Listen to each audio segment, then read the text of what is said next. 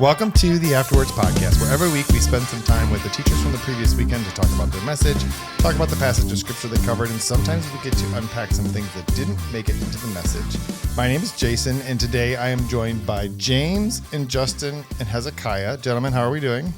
Doing well today. Good? Delightful. Good to have all of you here.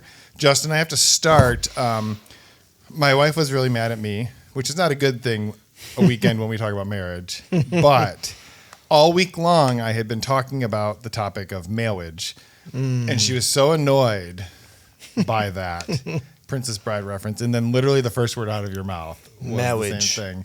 And I didn't write that in. I just got up, and some things come out of your mouth sometimes. And she was convinced that I put you up to it. So could we clear the record right now that we never even spoke about that? Beth, Jason told me to do it, and I have $20 in my pocket. Sit on a throne of lies. Anyway, we'll move on from that. I did not have anything to do with it. So I think for me, the thing about this particular message is that, the last week we talked about singleness. And there was this idea when I had this conversation with Jordan and with Noel about, in a lot of ways, singleness could be considered the better option. And I'm just curious, as you all were preparing your message about marriage, with also with passages from Paul, this idea of if singleness could in many ways be the better option, or at least in Paul's view, how did that inform the way that you were approaching talking about marriage and whether or not that's the less better option? I don't know. What do you guys think? Wow. And it's obviously, full disclosure, all four of us are married, so we have that particular perspective. Yeah, I mean, I thought a little bit about how a single would hear or read the text. Paul is single, and under the authoring of the Holy Spirit, we have a single person delivering this. So I thought that was really interesting. But really, I was thinking about a lot of the baggage that we carry to thinking about marriage, whether we are single, married, divorced, etc. Because there's responsibilities, there are expectations, there's a lot that goes into that. So I think for me, I don't know. Maybe I wasn't thinking about it as clearly as I should have been now that you've asked such a thoughtful question. Yeah, I didn't really think about that at all. I mean, the feedback from the singleness message was a little bit in my head from several people I had 2 or 3 people that are single again, kind of folks that they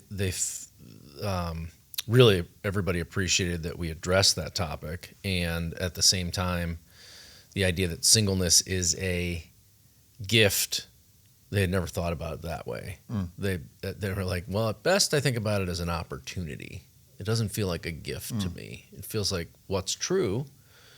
And, so I didn't really think about it in terms of better or worse for a missionary like Paul, who's traveling and needs the flexibility and is wired the way he is. It definitely served him well, I would say. But a lot of the people that were in that same world were also married and could do it, Peter and other people. So I don't know. I guess I didn't really think about it. They're both things that, statuses that people have that can be used for God's glory. Yeah, I think a lot of times when we think about our relationships, there's so much that we have to unlearn before we can really tackle it in the right way. I don't golf. I've tried. But what I have heard from people who want me to golf more is if you have a terrible swing and you've done it for years, like unlearning is sometimes harder than someone's that's just starting from scratch, and they have to learn to swing the clubs the right way. And I think the way that we think about singleness and marriage and relationships, there's so much that we have to unlearn. And I think especially in an evangelical or Christian subculture, we have like this idea of, well, you got to get married. You need to be married. I've heard people say something to the effect of like, okay, I went to a women's conference and it was really the married women's conference, or I went to a men's retreat and it was really the married men's retreat. So the way we've tied that together sometimes, we're not as mindful of the single folks that we have, or we don't really highlight that about Jesus. We don't really highlight that about Paul the way that we should, because we have such a script that it kind of comes out of the Americana, and we want to have a high view of marriage, but that doesn't mean everybody has to be. So I did throw in some stuff throughout a little bit, because I didn't want my applications to fall flat, or I didn't want people to feel left out as they were going. So, yeah, that's my thoughts. Yeah, I think I tried to reframe I did think about singles, having them in mind. And that's why I really try to tie like the submission portion, because in verse 21 he says submitting to one another, right? So there is a similar call. I think it's for single Christians and married Christians that we are all to submit to one another, but even more so in the context of marriage. So I think it makes it I guess that makes marriage a little harder, is that there is almost another layer. Yeah, another layer. More submission. Yeah, and all three of you, it's in one way or another, talked about, marriage is great. Also, it makes your life very complicated. And so we're going to get to that in a second, and also get to the passage in Ephesians 5. The other thing I was wondering, and this was a little piece of feedback that I had gotten from people, was that I think typically as Christians, we think a message on marriage should be like, this is like, oh great, it's Memorial Day weekend, I can just phone in a message about marriage. But when you stand up in front of a congregation, marriage has a lot of different meanings to people, first of all, and it has a lot of different, just like singleness carries with it for some people a lot of baggage or hurt or challenges, so does marriage, right? Like there are people who are products whose parents had bad marriages. Maybe they may be going through struggles in their own marriage. They may be recently divorced. They may be widowed. Like, it seems like this is actually not a very easy thing. And I'm just curious how each of you were thinking about that as you approached this particular topic. Yeah, I was thinking about that a lot. And adjacent to that was all the different kinds of people in the room.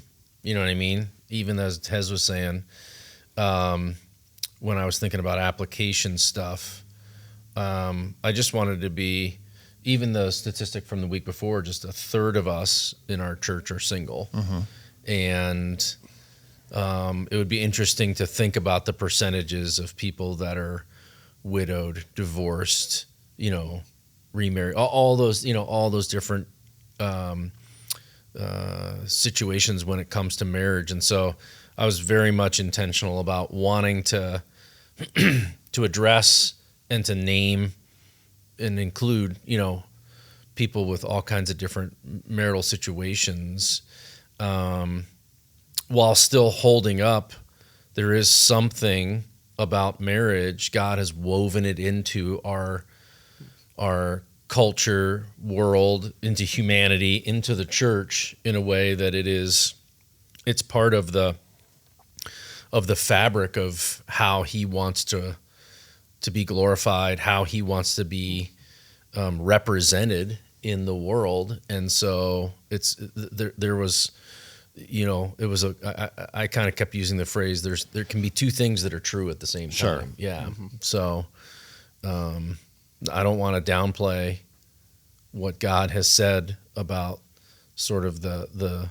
power and the importance of marriage either, so. And do you guys think that one of the reasons that a lot of people have experienced hurt around the idea of marriage is because for so long people have held that up as like, this is the ideal. If you're single, you're just not married yet, right? Yeah. Or you were married and something went wrong. And so people who can't put themselves into that situation, I'm just curious, like how you were thinking about that. Yeah, I think what we often do is we're operating from a caricature. And, one of the things Paul is saying in Ephesians 5, and really throughout Ephesians, is to walk in light, not in darkness. And so I think many believing people in good faith, they want to position something that is supposed to be a beacon of light, supposed to be a representation of God, and most people have a starting place of darkness. Like that we have idolized, we have this romanticized view of marriage that's based on some kind of Victorian era, Enlightenment, consumerist, it's going to make me happy, or it's this broken, dark thing. It's not the reality that it is. So there's so much that has to be untangled to get away from the caricature to get at the actual thing.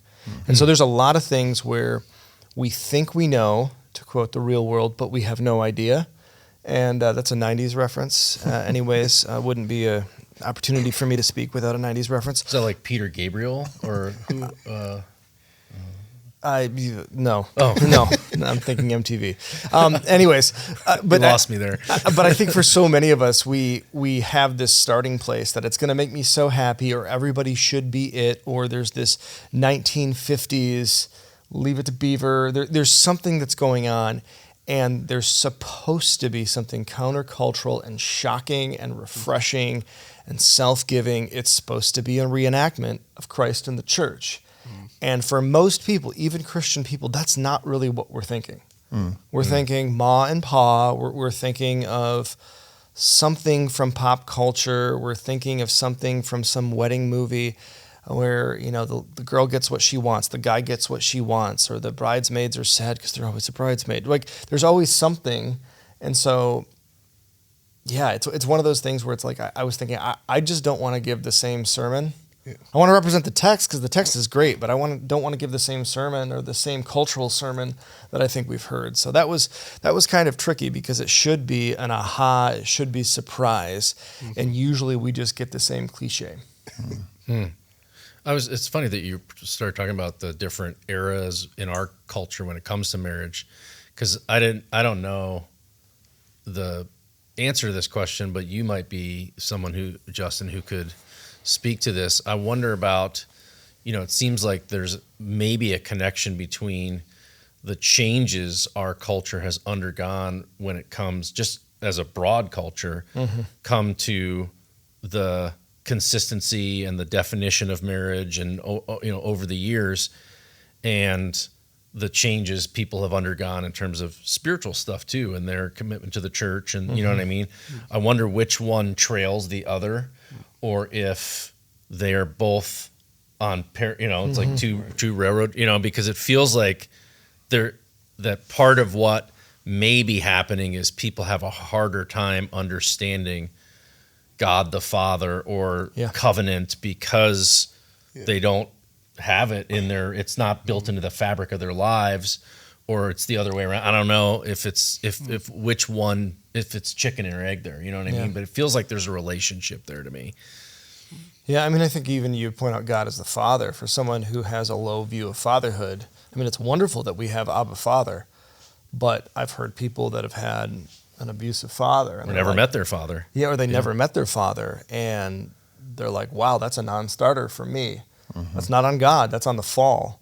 I think for most of us, and I did point this out, I think this is for people of every stripe or type, and I think this is, probably much more pronounced now, but consumerism's the mode.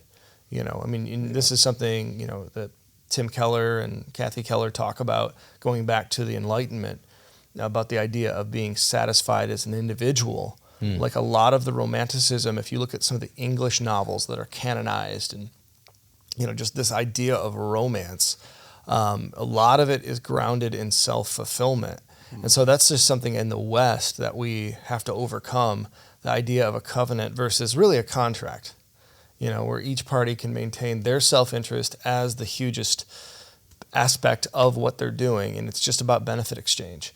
So I think that's probably the biggest thing, where we tend to make stuff in general, of which marriage is a subset of that, in our image. We do that in part because of our sin nature and our selfishness, but also like, what else do we do but what we see? Sure. So I think that's a lot of like, what's the script? Yeah. Well, it's about me. Okay, that works for me.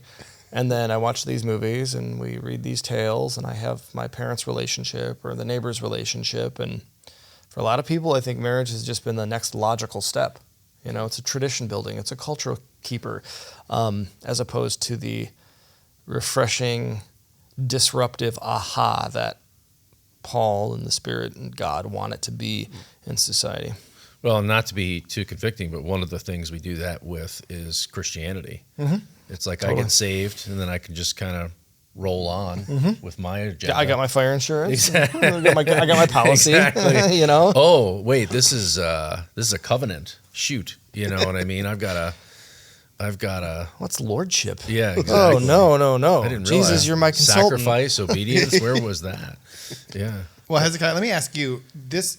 So the passage in Ephesians 5, and I wanted to ask you because I loved the way you just sort of set up this idea of submission.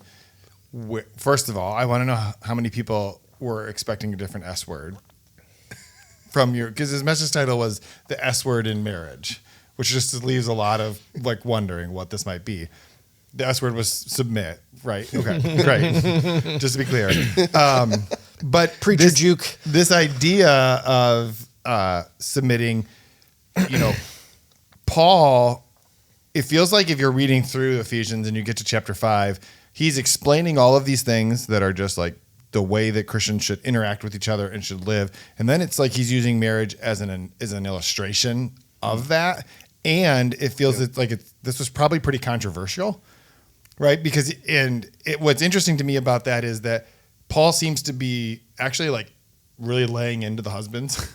He's got this brief thing at the beginning about, right, you should all submit to each other. Wives, as an example, submit to your husbands. And he's like, and guys, we need to talk because you should love your wives the way that Christ loved the church. You don't own her. She's not your property. And I'm just, as you were studying through this, I really like the way you presented it, but I'm just curious about sort of how Paul approached this idea of submission. Yeah. Well, I think for me, the main thing was to kind of break down that stigma of this verse and that word submit, because I feel like a lot of people have weaponized that verse throughout history. And so because they love starting in verse 22, wives submit to your husbands. And that's like quoted all the time. Wives submit to your husbands, and husbands will bring it up. Why you're supposed to submit to me? And they miss the full context of the passage, right? And so I think for me, my biggest thing was to kind of break down that stigma first of like, what is Paul actually saying here, right? Why would he say this, right? Especially in today's culture, like Paul's so misogynistic. Why would he write this? And really, I wanted to frame like, no, Paul is actually being countercultural to the Roman, how the Roman families operated, right? Because they all operated the men out of ultimate authority. They believed that they had over their family. They made all the decisions. They did everything. Oftentimes, they would just do what they wanted. Men had no repercussions of the consequences, for cheating on their wives or doing whatever, like they would just. And so Paul is actually giving a different idea because he's talking mostly to husbands. Like most of that passage is to the husband. Yeah. And so he's actually like, people reading that in that time would have been like, wait, you're talking to me? Like I'm the head of the house. Like you're, and so I think reframing that was the most important thing for me. And then giving the context of submit and headship, because those weren't new ideas, right? Right.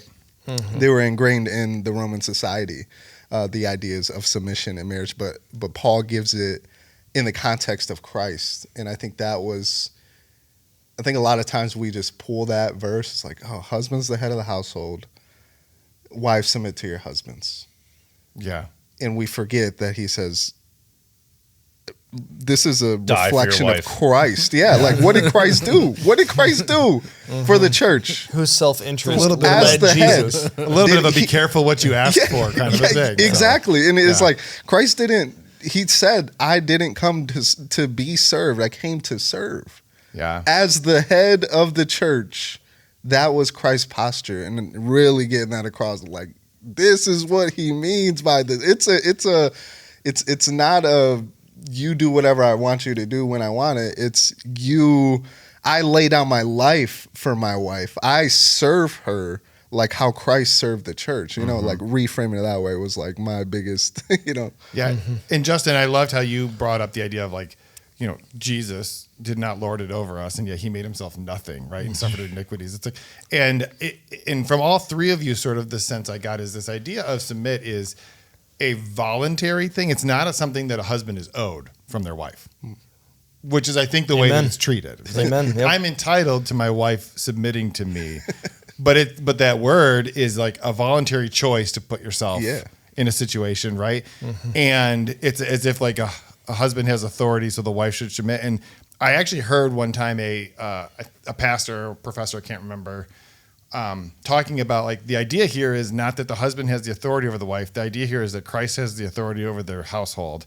The responsibility is the husband to the wife, and the accountability is the husband to God, right? In none of those dynamics is there a "I'm your boss, could you please do this thing" kind of a thing. And yet it does talk about the husband being the head of the household, which is where I feel like there is a little bit of a tension here that is sometimes hard for people to address. As you guys were preparing, like to talk about this, it feels unavoidable to be like, hang on.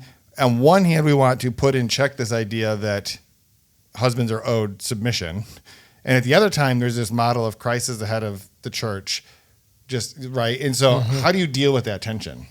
So I actually didn't deal specifically with that issue in this sermon, because it was 2 or 3 weeks ago when we did the one on being multi-generational. In that Titus passage, it talked about the older women, and so I did about a 5-minute little That was great. piece on that, and really one of the things I think that is probably the most helpful is that the concept of submission is rooted in the Trinity. This is Jesus yielding. I'm doing the will of my Father, and the Holy Spirit's going to do. There's mutual submission within the Trinity, which is kind of a huge, framework for this whole idea that, well, wait, is that because Jesus is less than God? No, they're one. God, Jesus, the Holy Spirit are all God, all the same, different roles within, and it is that idea of it's this choosing to place yourself in that position of yielding for the sake of God's glory. And we do that under elders. We do that in terms of government authorities. We do that, you know what I mean? There's a lot of different realms, children with their parents.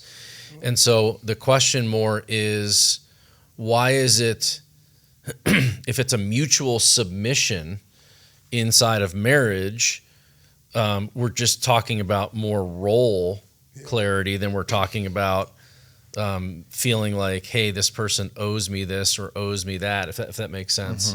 I guess I prefer, and this is what I did in the message, to talk more about unity, because I think that's, at least for Laura and I, my wife and I, we tend to have a lot of conversations about, okay, we don't agree on this. What does unity look like for us as we move forward? Yeah, that's good. And how do we, I can't remember a time, certainly not the last time, we had to say, okay, we're just not going to agree. And so either me or her is going to decide, you know what I mean? It's like, if we don't agree, then let's keep praying about it and working through it until we can both look at each other and go, okay, we have unity in this. That's kind of the biggest thing for me, because that's where the kind of love, respect piece comes through, is I've been heard, you've been heard. We can't do both of these things, but we can do this thing, and both of us go, okay, and fist bump, and now we're good. Does that make sense? So I don't know if you found too, like I've noticed in my marriage now that when you have that posture of submission, it is like the other person, like usually I'll be like, it's okay, we'll do it that way, and they'll be like, she'll be like, no, it's like you do it that way, and then it's mostly deciding like, all right, who's gonna compromise, because I want to compromise for you and you want to compromise for me. And so I think that's also like in that passage too, of just like that submission. You want to give up your decision making to serve the other person. Yeah. And I see all this as like an alternative to the battle of the sexes that's always raging, always fighting, where a lot of it we're projecting that on there. So it's like, so the men should take over or women should push back. And we saw, I pointed that out in what's going on in Ephesus and throughout the Roman Empire. And then you've got, the cult of Artemis, of the Ephesians. And so you've got this pushback. And if your paradigm isn't power and who gets it, if your paradigm is, how can I increase your joy? Like we've all had that point where you're crazy about someone and you're just like, oh my gosh, I just want to make them happy. And I love them and I adore them. And so what Hez is just describing, it's that like that really polite Midwestern thing where you're going through the door and somebody's like, after you. No, after you. Like it's supposed to be more like that than like, here's the marching orders, here's the hierarchy, or I hate that hierarchy, let's subvert it, put it on its head. And so having a completely different take, I think, is the way that we're supposed to operate, because when we have that flesh, that world in us, we're just kind of like, okay, so who's in charge? Who wears the pants? Yeah, well, and I would say it goes back to the other conversation that we have. I think how we've made submission an enemy is curious to me, because I'm not sure Christianity is for you if you're not for submission. Right. I mean, it is. I am confessing Jesus Christ as my Lord. That's hierarchy. And my Savior. And He is the King of the universe. And so I am voluntarily like, you know what I mean? Pick up your cross every day. Exactly. The whole gospel is not about pushing back against the lordship of Christ. It's about humility and yielding.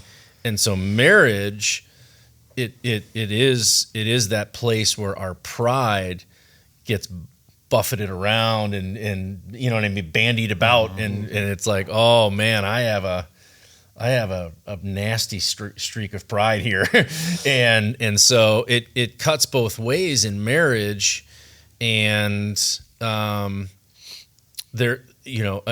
Jesus is authoritative. His word is authoritative. There is the human structures and constructs of eldership in church and governing authority, and inside of marriage with parenting and the marital relationship. All of those are there to help us to navigate just our own sinful selfishness and for sanctification.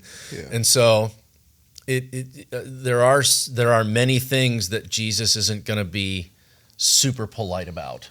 And you know what I mean? Like it's like, this is, and even fidelity inside of marriage is like, it's a pretty binary construct. Yeah. And so I think we want to hit both sides of that as well. If submission bothers you, then I do think that's some self-searching that would, and I'm saying that that's for me too. There's certain times in relationships that somebody has authority over me and it's established and all that, then I'm like, ooh, I don't appreciate that, or I'm not. There's a part of me that bows up against that, I guess. But you think about that too, like how really the upside down ethic of a different kingdom drives us. At the same time, like Jesus was forming, it's totally lordship, but it's a coalition of the willing. That we willingly lay our lives down, that we willingly, so look at the motivation of generosity. You can be compelled, you can be forced, or your heart can be stirred up in love. Yeah. So I can say, my money is mine. Yep. And I take that attitude towards my wallet and I project that into a romantic relationship or towards being a parent or being a friend. That entitlement just simply destroys. Yep. And so you have a lot of people. I mean, you look at what has changed the world positively in the realm of justice, like civil disobedience. Yeah. Isn't like I'm going to go and get a club or I'm going to go burn something. It's I'm going to stand in opposition to something that is wrong and gently accept whatever comes my way. And Jesus, we have him in the garden, perhaps sweating blood, not my will, but yours be done. If there's any other way, but he does, so says Hebrews, for the joy that's set before him. So the motivation, yes, there's pain in it, but the end result is a different kind of humanity, a different kind of flourishing. And I think that goes back to what this could be. Right. The entitled person who gets theirs versus the person that's like, I'm going to lay my life down. And what's so interesting is when we have relationships with people like that, and when we see relationships that are like that, that's the most lovable kind of person. Right. Yeah. So there actually is this logic that's baked in. Like, if I want to be loved by my wife because I want to be loved, I really need to be loved, I should be a lovable person. Yeah. Yeah. Not just demanding. And so often I settle for the like, Yeah. make me feel special. Well, I mean, it's I think what you're saying there is it's easier to submit to Jesus because he went first. Yeah. You know what I mean? And so it doesn't feel like a chore when someone wears their Lord name tag, and is like, I'm going to tell you what to do and not, you know what I mean? That's where it gets harder.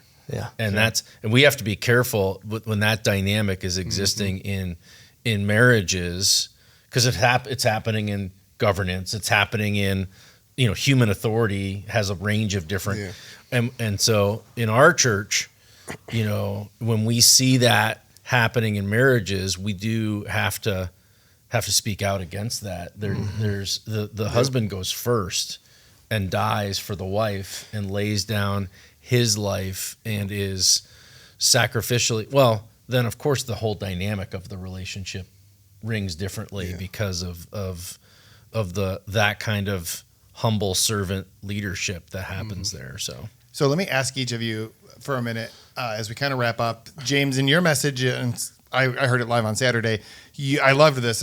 You said marriage is a part of God's sovereign plan to reveal himself and his son to the world and to sanctify married individuals. So the stakes are kind of high. Right? Like, marriage is a fairly important thing. So I imagine there are a lot of people who would be listening to this and are thinking, okay, so like, how do I get there? And I'm just curious for each of you, if you would be willing to share just some of the practices that over time you've developed in your marriages to help you with this type of a thing. Because I think this is one of those messages where a little bit of practical help, right, is like, please tell me. Like, I'm on board philosophically, but how do I get there? Yeah. Is it okay if I share one that I shared in the sermon? Yeah, absolutely. Okay. And I appreciated that you even were talking about, the fist bump. That was great. Yeah. Expand on, yeah. Yeah, well, there's two that I shared specifically in the sermon that have helped Laura and I. The one that we already talked about there is we do look at each other and we talk about, it's this idea of, defining reality, but how do we move forward together in unity? But then the other one, and she actually was, I don't know where this came from. I probably stole it, but it came up in my preparation of, it just occurred to me that the biggest change that's happened in our marriage is when we stopped moralizing our preferences. And we really just major in a few things, and the rest of it is gravy. Will you explain what you mean by stopping moralizing your preferences? Because I think there might be some people who heard all those words and like, I know what they all mean. Tell me what they mean together. Yeah. We just, there's so many things that you can get into conflict about that are just bucket 5 things scripturally. You know what I mean? Bucket 2, in terms of like, I really like it when the door is locked or whatever it might be. Like, we have all these different preferences, but when it's just becoming okay with things not going exactly the way you want them to go. And if it's a biblical thing, then now we need to dig in, but most of the time it's not. Yeah.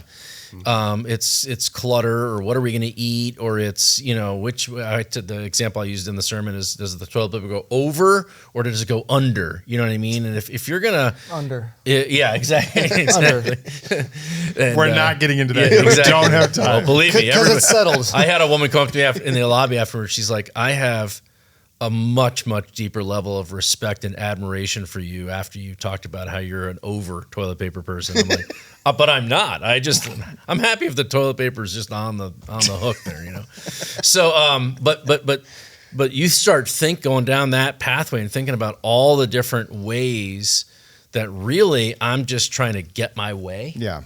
And I'm married to a person who just, you know, she and I are so different in terms of our perspective, and we just kind of have gotten to a point where it's like we have a few things that we're talking about finances, we're talking about parenting, we're talking about just how we're going to make decisions, how we're going to use our time, how we're going to give, all that. That's the core stuff. How, you know, our communication, and then everything else is, hey, if she wants to, you know, she knows that I prefer all the things, whatever you know what I mean, wants to step into some of those, that's great. If she doesn't, that's okay too. Mm-hmm. You know what I mean? And not get emotionally bound. And I did say this in the message, that's been 10 years in the making for us of having some much, much, much bigger, awful things that have happened in our lives that have just kind of given us breathing room, and we just don't really have time to suffer these smaller things that I'm not saying they're unimportant to people, but you know, it's just that's kind of for us. Got it. We've settled into a routine where it's like, What about you guys? Okay. Well, I think for us, I've realized that sometimes the hacks don't work, you know, so if you're going to read a book and you have these statements that you're supposed to make to each other, or these lists, they can just be workarounds for like self-interest. So I think coming back to priorities, like when you get jammed up, what's our priorities? What's our why? That's a huge thing. I think also seeing, you know, and this is from Keller, is seeing selfishness is like the biggest problem. I think that's huge. What came to mind was in Matthew 20, Jesus is talking about the cup of suffering.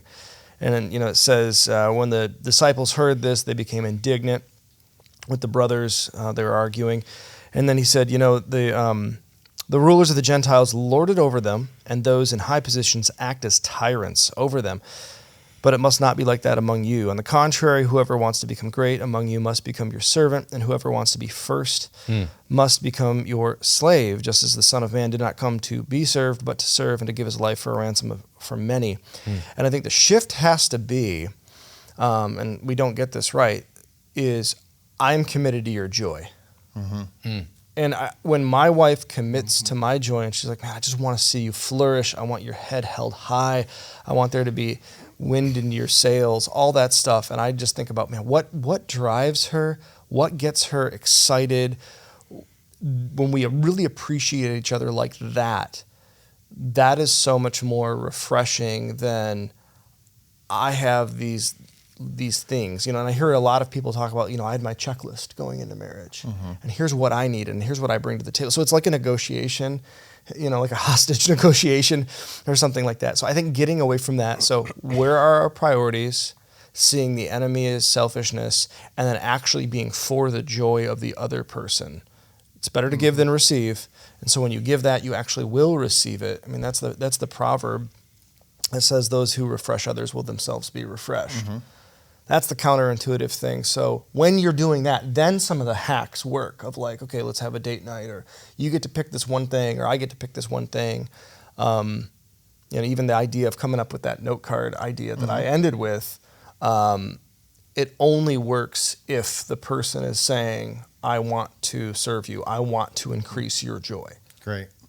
Hezekiah? Yeah, I think similarly, because I think when you do like marriage counseling or read books, like that word compromise always comes up, but it is reframed in a different way. Like Justin's saying, like it's to, you know, I want to bring joy to my wife. You know, that's why I compromise. It's not a obligation. If you turn into an obligation, it's like it's not the same, right? And I think for me and my wife, that has been huge. Is there have been times where I'm like, well, I could do this just to do it. And I'm just like a naturally like passive guy. So I could easily just be like that. But I have to think like, genuinely like, I want to do this because I love my wife. Yeah. And same thing with, I think another thing is apologizing quick. I think like I've gotten to the habit now of like, I'll say, because we're still sinful people. Like I'll still get upset or like say something, and I'll be sitting there like the Holy Spirit just convict me like, you should not have said that. Or you had an attitude like that towards your wife and she was just trying to help you. And then I'll go back and be like, I'm sorry I did that. And that's so huge. Like just to apologize and be like, I was a jerk. you know, like, and it might happen a lot because it can happen a lot. But I think just apologizing quick, not holding on to it, is huge. We have this sort of saying in our house. We don't necessarily say it exactly like this, but I'll sum it up as you have to decide how much it's going to cost you to be right.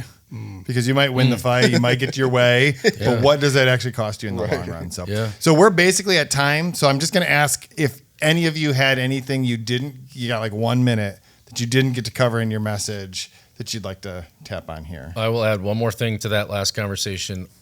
I think every single time Laura and I have sat with a couple to help them with their marriage, one of the big consistent issues is truth telling. So there's almost always a lot of lying that has been uncovered and trust is broken, and that's really hard to come back from. And so, and then we get in the car and I look at her and I go, I'm so grateful for you because you say true things and we talk about it like the actual things that are happening. So love you. We're praying for these people. You know what I mean? That's a big one. So I'd add that on there. Okay. Anything else you guys had?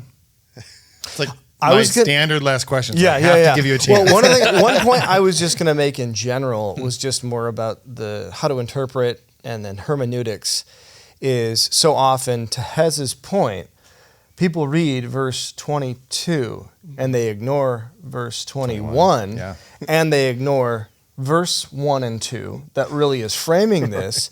And so back in the day, people didn't have the Bible that you have. They might have been illiterate. I mean, you're walking around with a portable library. So there probably was a reading where everybody sat down and they read the whole letter. And so often what we do is we say, okay, we got these numbers and I'm going to just focus on these. And so when we read the Bible according to its genre, we read it literally, literately, not necessarily literally, because you could be like, oh, here's just verse 22 in isolation. That is easier to twist and to project. So I think that was going to be a point of just like, hey, this is how we should read it. Because we've got in trouble with this passage because nothing wrong with the passage. We have not realized what's Paul's larger project, what's the point, what's the occasion, what's going on here. And somebody just says, wow, wives, or they can extrapolate it and say women should submit. And you're like, that's not the point. It's not women. It's light into darkness as Christ in the church, as a function of submitting to one another. And so I wanted to have like this sidebar of like, hey, this is how we read the Bible so we don't come across like idiots. But but I didn't do that because I wanted to be done in time for brunch. Honestly, I cut out like 4 pages of my sermon because I wanted to go into like the role, like complementarian, egalitarian type, how that kind of fits into this picture. Because again, it's reframing it. There's people that are just like, the roles, the headship, that's oppressive and like, but reframing it like how. So I really wanted to go into a lot of that, but I'm like, I'm opening a can of worms. I don't have time to like get out of that and go back into this passage. So, and I think we might talk about it next series. I had a diagram Segue. to that end, but I didn't do that. Segue. All right. Well, we got foreshadowing happening here. We got all kinds of things. So thank you to all 3 of you for taking the time this morning to have this conversation. And thank you to all of you who are listening. And we will talk to you again next week.